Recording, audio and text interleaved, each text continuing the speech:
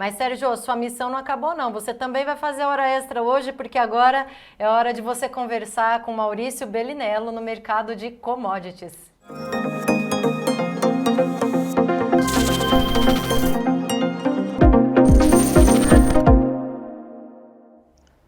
Maurício, boa tarde, tudo bem? Fala, Braga, boa tarde a todos. Boa tarde mais uma vez. Bom, de qualquer forma, o mercado está acompanhando, já assimilou praticamente aquela questão voltada ao atentado lá nos Estados Unidos contra Trump e também essa possibilidade de até mesmo corte de juros por lá. Isso tem influenciado diretamente o mercado cambial, o mercado de juros aqui no Brasil. Como é que você tem acompanhado essa dinâmica? Então, Braga, sendo bem sincero, os efeitos retóricos, né, ou seja, de notícias, essas coisas, a gente até enxerga de uma forma um pouco mais relevante. Mas, sendo bem sincero, não temos nenhum efeito de primeira ordem, ou seja, efeito realmente importante no momento. Então, a gente aguarda um pouquinho ainda por novos eventuais desdobramentos, mas, sendo bem sincero, não vejo nada no momento, né, de novo, baseado nas informações que a gente tem agora. Não temos nenhum tipo de informação realmente relevante que possa alterar perspectivas. Bom, isso com o mercado como um todo, né? Mas, pessoalmente, você acredita nessa questão do corte de juros lá nos Estados Unidos? E o que acontece na prática se ocorrer esse corte aí em meados do mês de setembro? Isso vai influenciar o dólar? É lógico que é apenas uma projeção, né? Imaginando o que possa acontecer com lá, já que é dado como certo essa possibilidade do corte de juros lá. O dólar vai continuar pressionado, volta à trajetória de queda? O que você observa nos gráficos? Aí eu sei que tudo isso com base também nos estudos, nos gráficos futuros, né? Isso, Braga. É assim, de forma geral, isso não é só nos juros, não é só no dólar, é em todos os lugares, né? O efeito no preço só é realmente relevante se acontecer algo diferente do que o mercado espera. Ou seja, frente a uma distorção da perspectiva, na prática, os preços se distorcem também.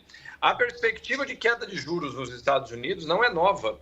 Ela vem desde pelo menos maio, junho ali, né? E aí o mercado, como você comentou, dá como certo um corte em setembro, não agora em agosto, né? E pelo menos mais um até o final do ano.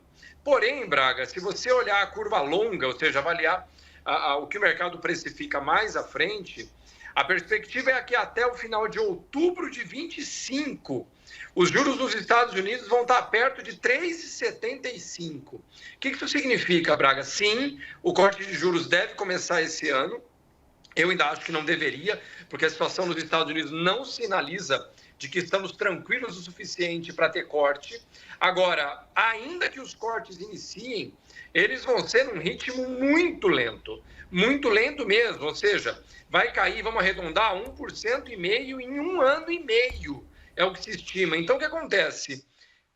Os danos, por assim dizer, dos juros altos, eles estão por ser sentidos, se espera a partir do início do ano que vem, inclusive também o Banco Central americano, por não ter uma atuação tipicamente politizada, isso não é de hoje, né? Ele não vai acelerar o corte de juros antes de fato, as eleições dos Estados Unidos estarem definidas.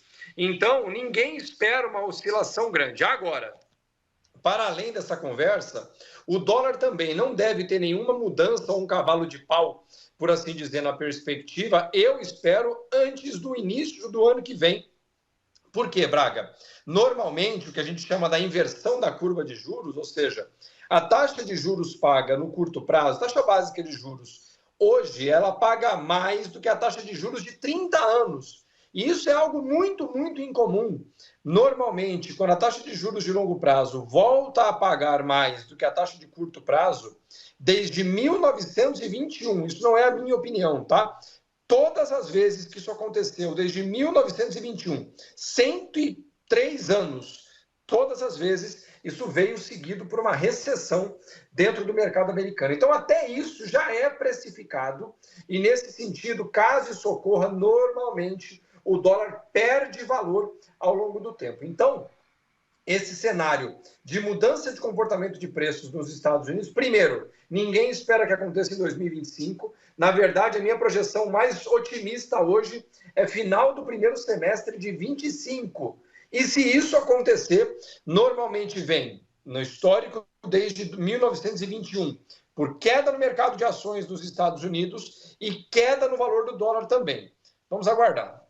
Bom, e é lógico que vai estar sob um novo governo por lá e tudo isso também requer um pouco de atenção, né? Até porque não se sabe quais são os rumos, né, econômicos na economia que o próximo governo vai adotar. E é lógico que essa questão do próprio Fed, lá do Banco Central dos Estados Unidos, que tem sua característica lá de isonomia, entre aspas, né? Isonomia não, de liberdade de conduzir a política econômica por lá. Agora, a questão dos juros aqui no Brasil, a curva aqui também está muito fora daquilo que é normal, como, por exemplo, você mesmo disse, né?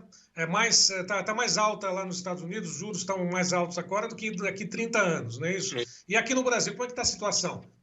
A gente teve um cenário muito semelhante ao dos Estados Unidos até pelo menos a virada do ano, né? Os juros longos no Brasil, que no Brasil são juros de no máximo 10 anos, eles estavam pagando menos do que a taxa Selic.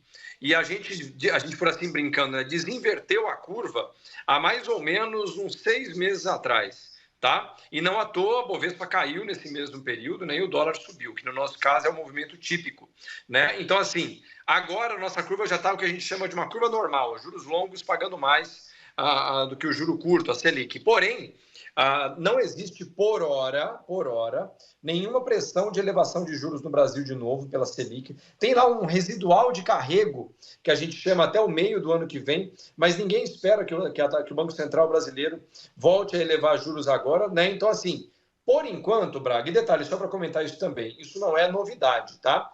Na média do comportamento dos últimos 30 anos, pelo menos, mais 25 no Brasil, que a gente conta depois que o real realmente se estabilizou perto do final dos anos 90, o Brasil e outros países emergentes, como o México, como o Canadá e a Austrália, eles normalmente têm movimentos que começam de 6 meses a 1 ano antes dos Estados Unidos. Ou seja, o Brasil sobe juros antes e corta juros antes também. Então, tudo isso é comportamento médio. Para o agricultor, na verdade, Braga, isso só traz o alento, pelo menos do meu ponto de vista, que por enquanto o custo do dinheiro, né, porque lembrando, taxa de juros em alta, preço dos financiamentos também em alta. Então, assim, do ponto de vista médio do agricultor brasileiro, por enquanto não existe nenhuma perspectiva de aumento das taxas de juros no Brasil e, portanto, de elevação do custo do dinheiro e dos financiamentos também. Porém, obviamente, taxa Selic, taxa básica de juros de 10% ao ano ou mais, nunca vai ser uma boa notícia, porém é bom lembrar que o Brasil, na média do comportamento do tempo, né, paga um prêmio de risco. O que significa? Quanto o Brasil paga a mais além da inflação? Na média do nosso comportamento desde do início dos anos 2000, o Brasil paga ali mais ou menos 5,5% a 6,5% acima da inflação, que é basicamente o que a gente está pagando a mais. É uma pena, mas é a realidade brasileira há pelo menos 25, 30 anos, Braga. Infelizmente. Agora, com relação à soja, Emílio, ontem você chamou a atenção sobre o preço, né? Dos preços hoje praticados abaixo dos custos de produção. Isso. E os prêmios que estão aumentando. Isso acontece ainda hoje e essa expectativa vai até quando? Subiram de novo os prêmios nos portos, na média. O Brandaliz deve ter comentado sobre isso também. Não existe nenhuma revolução acontecendo nos portos, até porque a demanda ainda é baixa, né, Braga? Lembrando, quem está querendo comprar soja agora para 2025 no Brasil, sendo que chega a safra nos Estados Unidos, pouca gente. Porém, ainda assim os prêmios seguem subindo um pouco, né? As perspectivas estão mantidas, né? Ou seja, pelo menos por enquanto, não há nenhuma mudança óbvia de mercado do nada, pagando muito menos. E o cara deve estar me assistindo agora, né, Braga? Ah, mas aqui na minha praça, há um mês atrás, pagava R$10 a mais. Sim, pagava R$10 a mais, porque o dólar estava custando 5,20, 5,10 e agora está 5,50, mais ou menos. Desculpa. Né? 5,60 chegou a custar. E o bushel caiu de 12,30 para 11, para 10,90. Então é isso. O preço foi ajustado. Porém, para mim, está mantida a perspectiva para 25 de que teremos. Lembrando, você que está brigando por um preço da saca muito bom, muito fantástico, lembra que você sempre tem que brigar por margem. E eu mantenho que com o dólar sendo travável perto de 5,60, os prêmios nos portos esse ano em relação ao ano passado, 60 pontos acima, 70, em alguns vencimentos, algumas entregas até 80 pontos acima. Margens para 2025 com custos que foram fixados bem abaixo do que foram fixados no ano passado, 25, pelo menos por enquanto, sinaliza margens muito melhores do que em 2024. Bom, e aquela a questão toda, né, que é interessante no chat aqui, enquanto rola a programação, as entrevistas, o bate-papo com todo mundo, os produtores também interagem, fazem uma interação muito grande, né, entre eles, falando a respeito do que acontece em cada uma das regiões, da onde eles falam, produzem, etc. E tem uma pergunta aqui do próprio Marcos Antônio Locatelli falando, cadê o Maurício, né? Será que está na hora de comprar soja apostando uma possível alta ou não? Olha, eu já gostei do comentário do Marcos, que o Marcos é uma pessoa ferrenha nos comentários, mas eu gosto de gente que presta atenção, né? Enquanto tem muita gente agora tocando fogo no parquinho, né, o Marcos, dizendo que agora a soja está muito ruim, de novo, né? Por que vocês acham que tem os prêmios de 2025 estão melhores do que do ano passado? Porque se coloque no lugar de um chinês. Né? Ele está comprando soja, garantindo soja para 2025 a 10 dólares e quanto? 10 dólares e 80? Que lembrando, né? Se você o preço de 2019, que chegamos ali a 8,50, 9 dólares, se você ajusta o preço pela inflação, esse preço está perto de 11 dólares. Então, se o cara vocês lembram em 2019 que os chineses compraram soja no Brasil para 2020, 2021 e até 2022? Pagando o preço de 8, 9 dólares agora, por que você acha que tem gente pagando prêmios mais caros para 2025 agora, em julho de 2024? Então, do meu ponto de vista, Marcos, sim, eu estou esperando ansiosamente no sentido de quero muito isso, mas não estou com pressa. Porque, eventualmente, o bushel vai fazer fundo, e enquanto muita gente estiver discutindo, né, a tempestade lá fora e a cor da água e a temperatura da água, vai ter gente aproveitando isso. Então, do meu ponto de vista, a função do agricultor agora deveria se manter focado e atento ao que importa, né? De novo, os preços você não consegue negociar, certo? Mas lembrando, nada cai para sempre nem sobe para sempre. Tá certo. E aproveite aí as operações, né, de travas. No caso é férias agora. Né?